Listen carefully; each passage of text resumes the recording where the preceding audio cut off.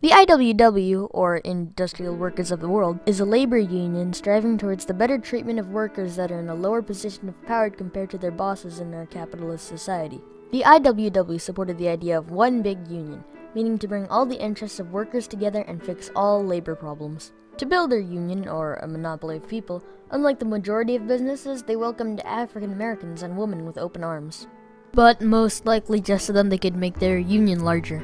These ideas slowly grew until it became the IWW trying to overthrow capitalism. Wait a minute.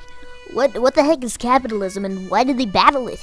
What is capitalism? Capitalism is a system where businesses and land are owned and worked by the people, not the government.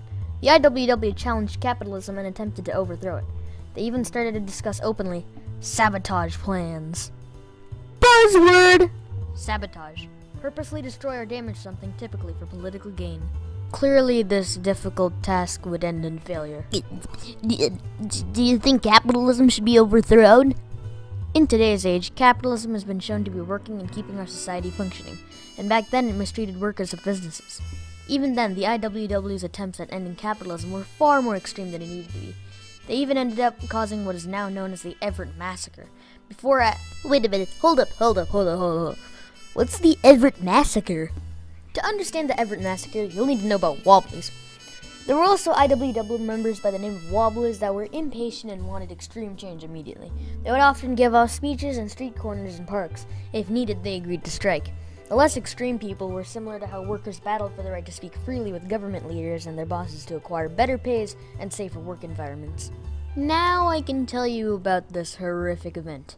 In the mill town of Everett, Wobblies were spotted blabbing speeches specifically about flaws in World War I and capitalism. Law enforcement such as police and vigilantes. Buzzword! Vigilantes. People who decide to take the law in their own hands and punish criminals without being a legal cop. Anyways, police and vigilantes arrested and beat these Wobblies. A large amount of Wobblies came in by boat as support and even sang union songs. As they tried getting off the ship, gunfire was shot and the battle had begun. Near the tail end of the massacre, 5 workers and 2 vigilantes were killed, causing a trial charging 74 Wobblies for murder.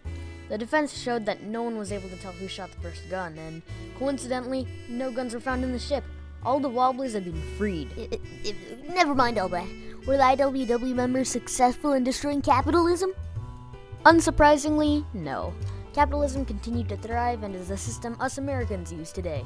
Or you could just call us a capitalist democracy country, but I mean, That's also an option.